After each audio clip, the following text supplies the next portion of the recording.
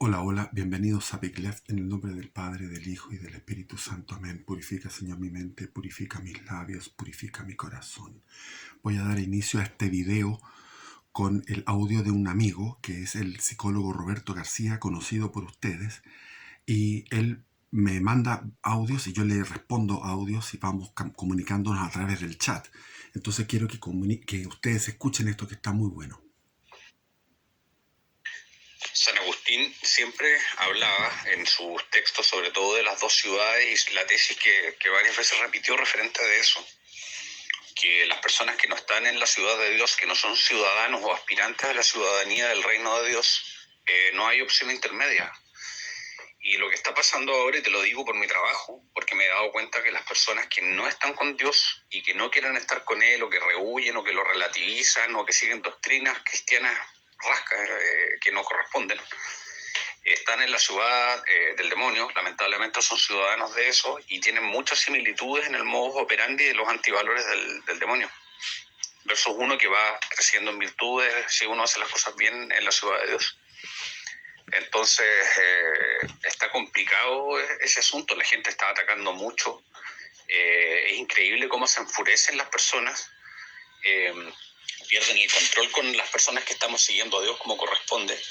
Cosa que Emanuel Swedenborg, que es el autor que te dije la otra vez, que hablaba de los parásitos de la milicia del infierno, que eran los que producían los trastornos mentales, y él lo dijo, te estaba hablando un tipo de décadas y décadas y décadas atrás.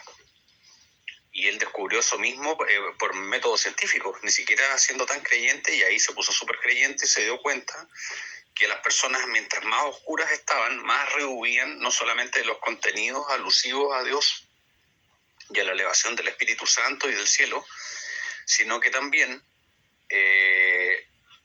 rehuían de las personas que estaban ciudadanas de Dios, sobre todo si estaban aspirantes a la santidad. Entonces vamos a ser atacados como locos.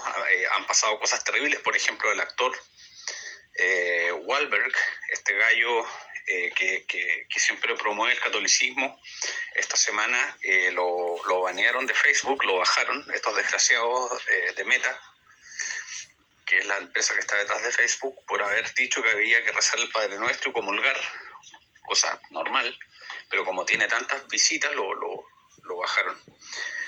Y a mí ni te cuento los insultos, los mails que me han llegado con cosas horribles de todo tipo de personas, ¿eh? No solamente que ven nuestros videos ni nada, sino gente por otros motivos. La gente que está alejada de Dios está siendo utilizado como piezas de un tablero de ajedrez por el demonio para atacarnos a nosotros, que somos las piezas blancas. Así que atento a eso, hermano. Ya, eso es lo que quería mostrarle a ustedes. Y Jesús lo dijo. En el Evangelio Jesús proclamó, dijo, yo no vine a traer la paz al mundo, sino que vine a traer la guerra. Vine a poner esposo contra esposa o esposa contra esposo, nuera contra suegra, suegra contra nuera, primo contra primo, hermano contra hermana, en una familia, dice Jesús, quiero que este fuego ya se lance, en el sentido que cuando uno proclama, cuando uno busca el camino de la santidad, inmediatamente comienza ciertas personas que lo rodean a uno a atacarlo. Eso es algo que sucede y está desde los primeros tiempos. Entonces, en tiempos del Imperio Romano se producían este tipo de fricciones tremendas donde había familiares que delataban a otros familiares que se habían convertido al cristianismo, y eso era una forma de traición a la familia, pero porque la familia romana era muy unida. Sin embargo, el fuego de Cristo hacía que se rompieran. Y yo quiero irme a esa época. Quiero irme a la época de los padres de la iglesia. Los padres de la iglesia comienzan en el siglo I, junto con los apóstoles, y terminan en el siglo VIII, en el 700 y algo. Sin embargo, en la medida en que nos vamos acercando en el pasado, vamos viajando en el pasado y llegamos a Cristo, Entonces tenemos a Cristo, los apóstoles. Los apóstoles están los Hechos de los Apóstoles, ese libro que escribió San Lucas, donde relata lo que sucedía, cómo se fue expandiendo, lo que fue Pentecostés, la primera iglesia en Jerusalén, el primer mártir que fue San Esteban, el diácono, cómo se constituyeron los diáconos. Entonces estaban los apóstoles y los diáconos.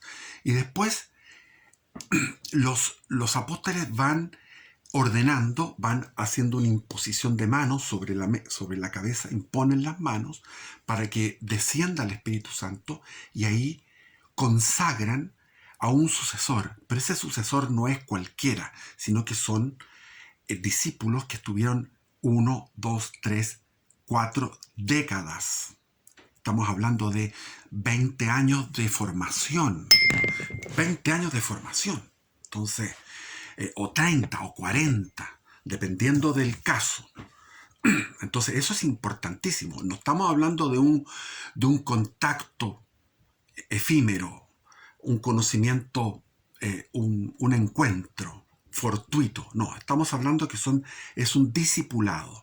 Así, por ejemplo, vemos en los Hechos de los Apóstoles y en las cartas que está San Timoteo. San Timoteo fue el presbítero más joven, fue ordenado por Pablo y era muy joven. Lo mismo sucedió con San Juan Evangelista, que impuso sus manos sobre uno muy joven, que era San Policarpo de Esmirna.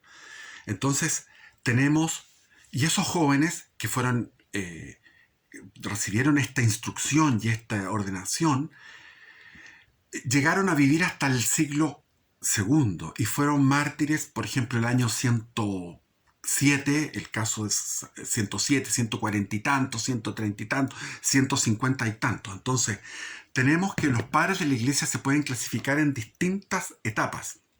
La primera etapa se le llaman los padres apostólicos, porque son los que recibieron de los apóstoles, los que son hijos de los apóstoles.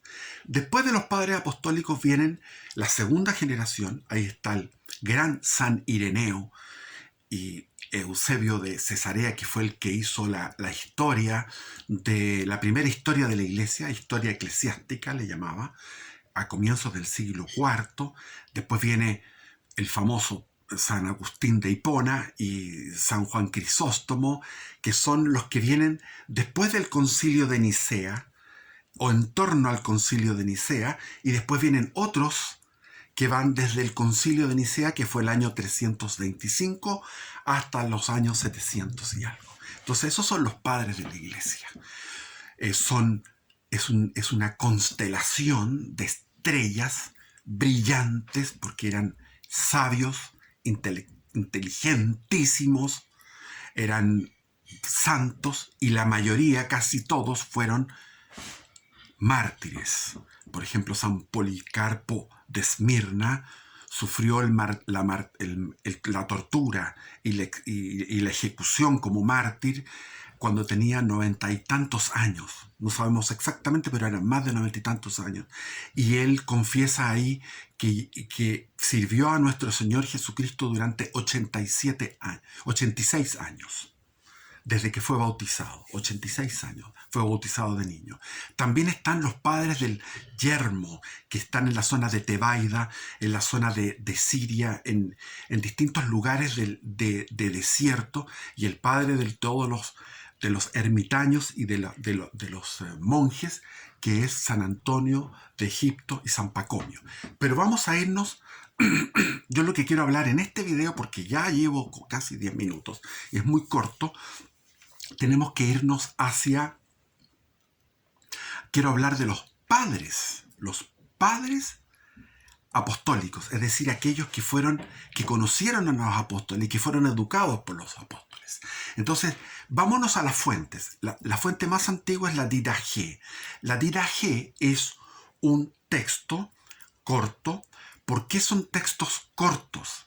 Porque en aquellos tiempos, para adquirir una Biblia completa, a todo esto la Biblia todavía no existía, la Biblia comenzó a existir a mediados del siglo II, es decir, pongamos una fecha, 100, sé que está acostumbrado a decir 1000 y tanto, como me crié en la década del siglo XX.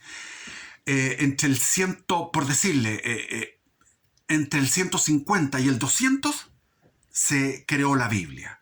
Había muchos textos que estaban dentro de lo que se llamaba el canon de la Biblia, del Nuevo Testamento, y otros que salían y entraban, y salían y entraban, y salían y entraban.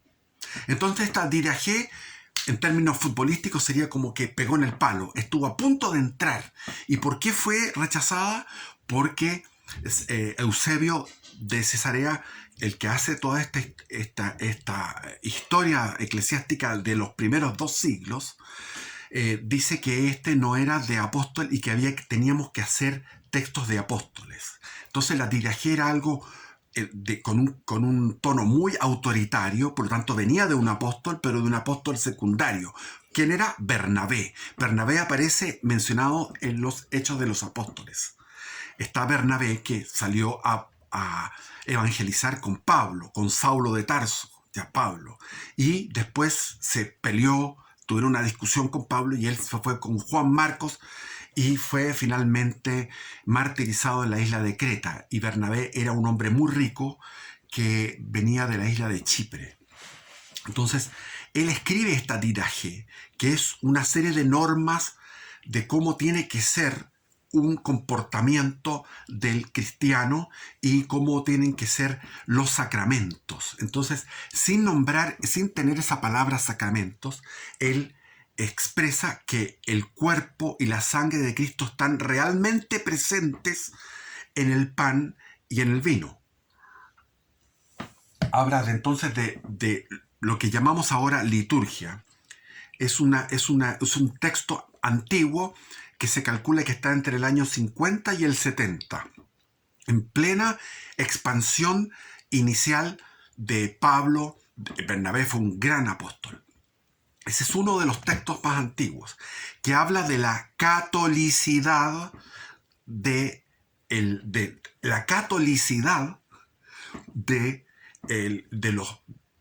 los apóstoles la catolicidad ya está en el Antiguo Testamento, pero aquí está más. En estos autores se ve más claramente, porque como son sucesores de los apóstoles, tienen que ordenar la iglesia. Entonces hablan en forma autoritativa, como quieran llamarlo. Autoritaria sale muy feo, pero ellos lo que quieren es ordenar la iglesia. La iglesia tiene un orden, y el orden lo tienen los apóstoles, tienen un orden, y entregan un orden los apóstoles, pero ellos tienen que tener otro orden más importante, porque comienzan las herejías, las sectas. Las sectas comienzan a surgir, los gnósticos, los valentinianos, después los marcionistas, que tendríamos que tratar y ver cómo eran ese tipo de herejías que están muy presentes actualmente. En este momento el católico a su manera, que es un hereje, es un tibio, es un apóstata y es un anticristo. El católico a su manera, que está lleno, la mayoría de los católicos bautizados son católicos a su manera. Esos son marcionistas. Creen en un Dios hippie, o sea, en un Dios que divorcian el Antiguo Testamento del Nuevo Testamento. El Nuevo Testamento es como que ex nihilo, o sea, desde la nada, hace un Nuevo Testamento, porque el Antiguo fracasó, porque era casi de otro Dios, un Dios celoso, un Dios iracundo. No corresponde con el Dios de bondad, de misericordia, el Dios del amor de Cristo. Entonces crean una especie de Cristo hippie, que lo ha hecho también Hollywood, y actualmente es lo que comparte casi todo. Es un Cristo deconstruido. Entonces, como surgían estas herejías ya en el siglo I, y ya lo advierte Pablo cuando le dice: ustedes tienen que ser del evangelio que yo les he dado, y si ustedes siguen otro evangelio, que el que predica a Apolo y nombraba a otros tantos, sea anatema. El evangelio correcto es el mío, no el mío, el de los apóstoles. Por eso que se llama Iglesia Católica Apostólica Romana, porque el término católico comenzó a ser utilizado en el mismo lugar donde comenzó a ser utilizado el término cristiano, en Antioquía. ¿Qué pasó? Vino la destrucción del templo de Jerusalén, 40 años exactos después de la crucifixión y resurrección de nuestro Señor Jesucristo. En abril del 70 viene la destrucción del templo y viene la destrucción de Jerusalén, la persecución de los judíos, y los cristianos huyeron y fueron se concentraron en Antioquía, que es una ciudad que está en Siria, cerca del mar, cercana al mar Mediterráneo. Y ahí entonces, donde fue la predicación de Bernabé, de Pablo y también de Pedro. Y después llegó Juan, el evangelista. Y ahí se nombró por primera vez, la gente les nombró cristianos. Pero al mismo tiempo, a 20 años de diferencia, con 20 años de distancia, comienza Ignacio de Antioquía, que fue ordenado por San Juan Evangelista, el discípulo amado de nuestro Señor Jesucristo. Impuso las manos sobre San Policarpo y sobre San Ignacio.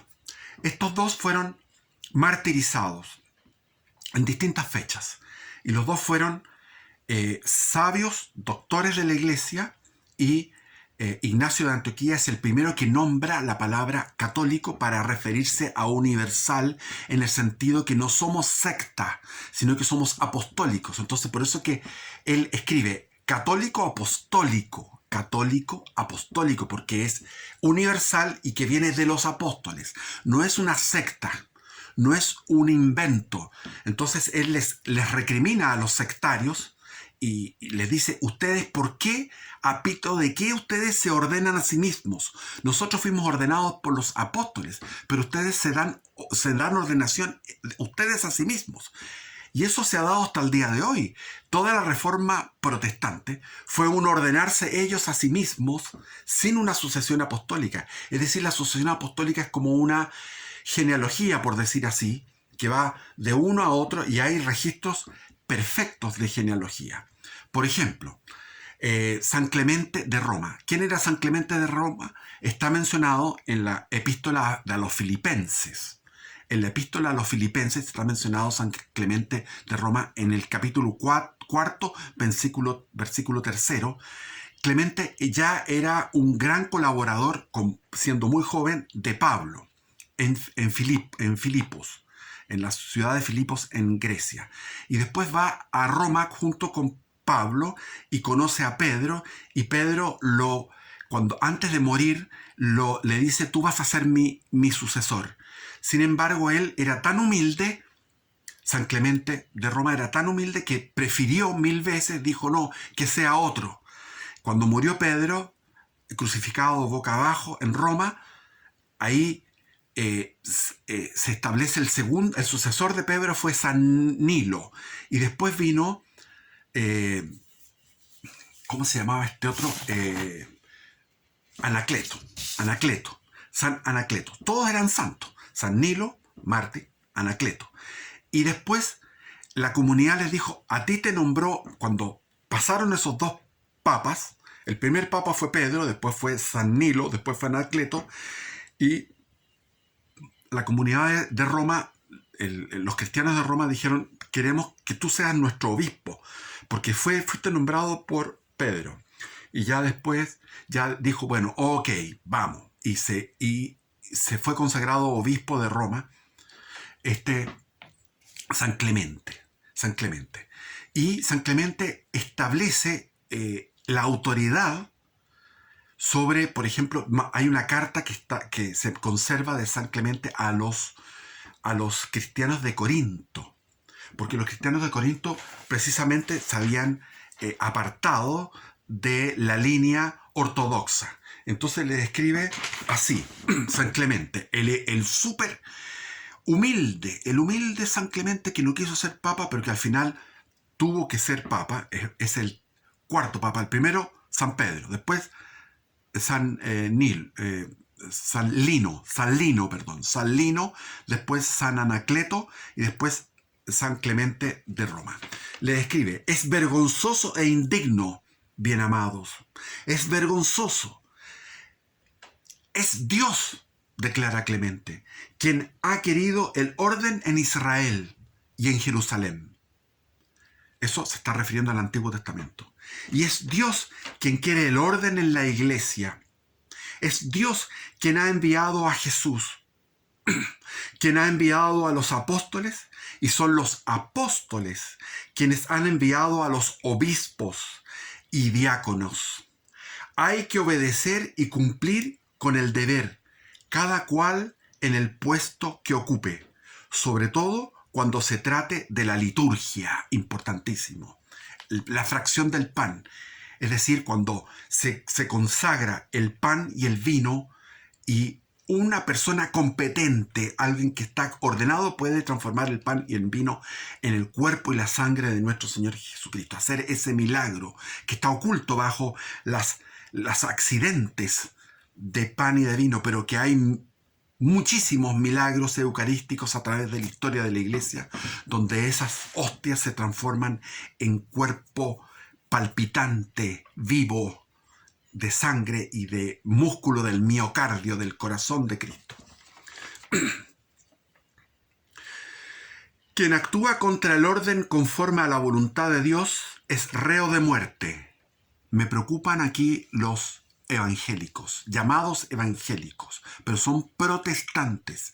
Los evangélicos somos los católicos porque nosotros nos basamos en el evangelio, nos basamos en Cristo, que Cristo habla de los méritos y de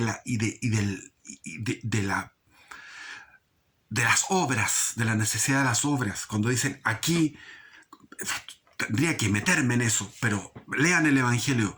El catolicismo es evangélico y ellos se llaman evangélicos y se llaman cristianos, pero ellos están fuera del orden apostólico y católico.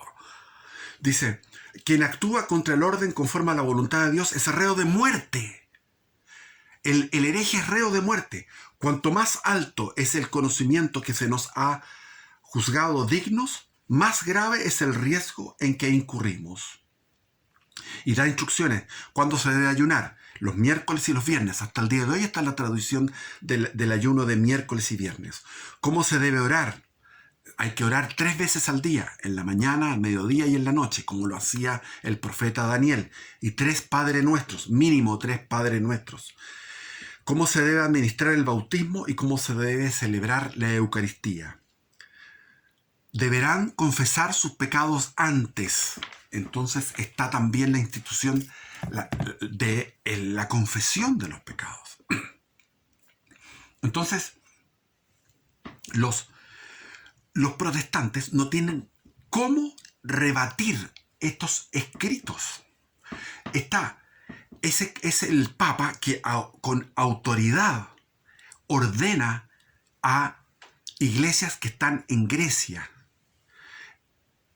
Hay cartas que van a iglesias que, lo que quieren hacer, la idea que quieren los evangélicos, no quiero llamarlos evangélicos porque los evangélicos somos los católicos. Los católicos nos basamos en el evangelio. Los protestantes se basan en cartas de Pablo mal interpretadas, en la carta a los romanos, etc. O sea, ellos solamente se basan en Pablo. Y desde ahí la sola fe y la sola escritura. Pero aquí hay un respeto constante en todos estos escritos. En todos estos escritos tenemos que tratarlos. Es que lo que me pasa que es tan poco el tiempo que tengo para hablar esta cuestión, pero voy a hacer otros videos. Entonces, en todos los escritos hablan no solamente de las escrituras, sino que hablan de la tradición oral. Las escrituras surgen de una tradición oral. Cristo no escribió ningún libro. Cristo habló oralmente. Los apóstoles hablaron de manera oral, valga la redundancia. Y después algunos pusieron por escrito. Marcos, el Evangelio de Marcos, Mateo, Lucas, que fue un investigador y puso por escrito. Está la Didache, están los escritos de San Clemente de Roma, este papa, el 4º papa, que fue San Clemente de Roma, era joven y fue instruido por San Pablo y por San Pedro. O sea que aquí no hay, no está distante. Por ejemplo, un evangélico, de nuevo, un protestante me decía que cuando murió, la fecha de la muerte de Ignacio es del 107. Entonces me decía, es muy tardío. No, no es muy tardío. 107 es cuando muere viejo. Él nació el año 35, San Ignacio de Antioquía, y estuvo durante 40, 50 años, es decir, todo el siglo I, junto, en paralelo con San Juan Evangelista, que estaba en Patmos o en Éfeso. Y él incluso se carteaba, hay una carta que es de Ignacio a María, y de María respondiéndole, de María, la Santísima Virgen, viva, que vivía junto con Juan en Patmos, le responde. Entonces hay también una carta de María a Ignacio de Antioquía.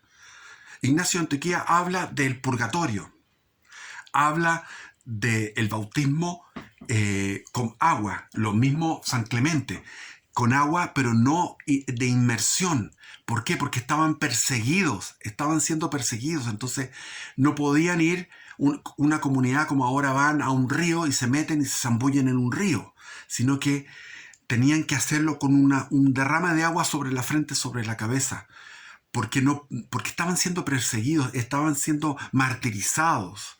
Entonces había que simplificar el tema del agua y hacer que el agua cayera sobre la cabeza sin sumergir todo el cuerpo, porque no podían ir a un río así, aquí te las traigo, vengo al río. No podían, porque estaban en clandestinidad, estaban en catacumbas, estaban escondidos y eran torturados con un refinamiento tremendo por las persecuciones romanas. Entonces tenemos otro más que se llama Hermas. Hermas también es de Roma. Y Hermas también estuvo a punto de entrar en lo que era la Biblia. La Biblia fue creada mediante concilios donde decían este libro sí, este libro no. San Pablo escribió muchísimo. Se escogieron cierto número de cartas de San Pablo. La carta de Santiago es la más antigua, se incluyó las dos cartas de San Juan, etc., las dos de Pedro, y se fue armando con el Apocalipsis, se fue armando un compendio que se llama Biblia, una creación de la Iglesia Católica. La Biblia es una creación de la Iglesia Católica.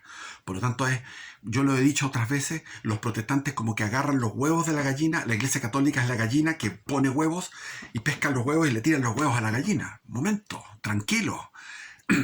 ¿Y por qué no son por qué la Biblia no fue tan divulgada? Porque era muy caro, eran manuscritos que se mantenían, era muy difícil, en aquellos tiempos no existía la imprenta, no se había inventado la imprenta, por lo tanto eran escribas que iban reproduciendo esto con una exactitud, eran verdaderas imprentas estos escribas. Entonces hay muchísimas obras, por ejemplo, Orígenes, un padre de la Iglesia, tuvo 2000 obras. Después tenemos acá este otro Tertuliano, 37 libros.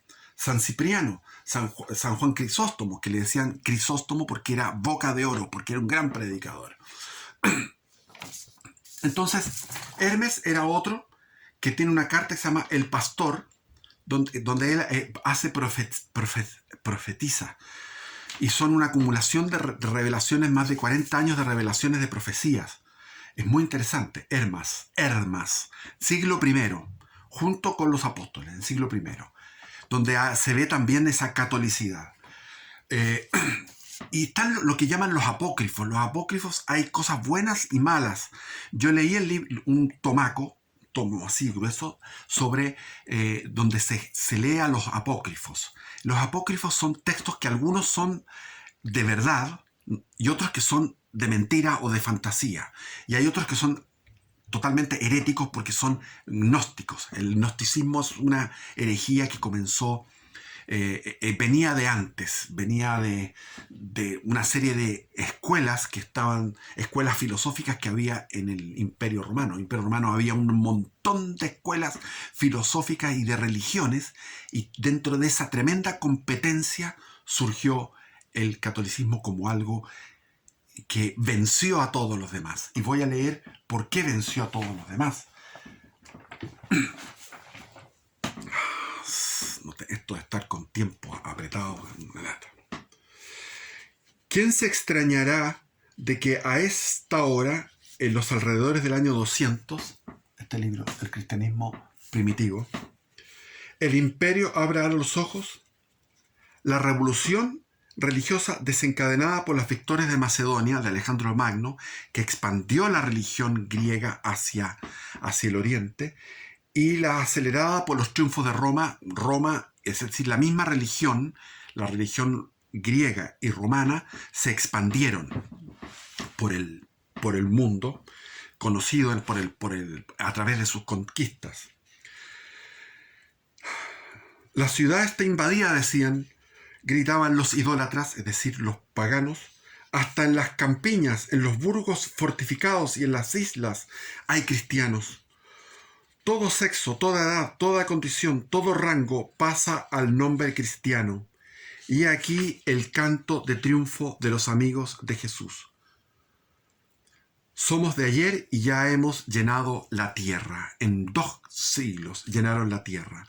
Cibeles, Mitra, Isis, Baal van a reunirse con los Apolos y los Júpiter en el cielo vacío de las mitologías.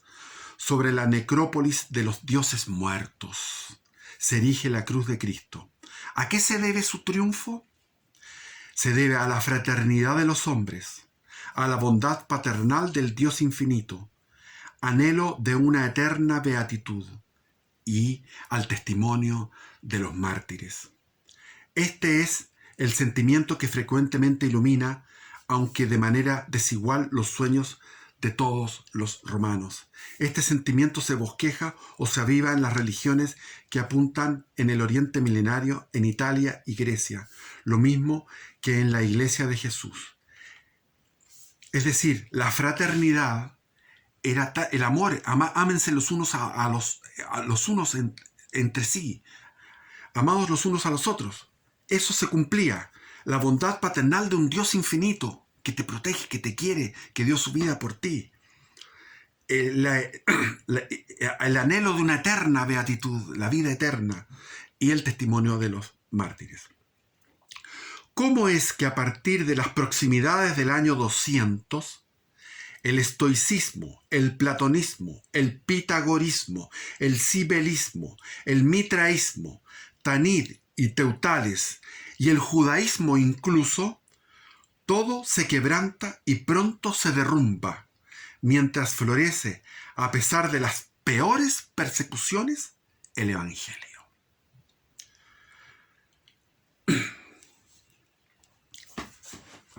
Es decir,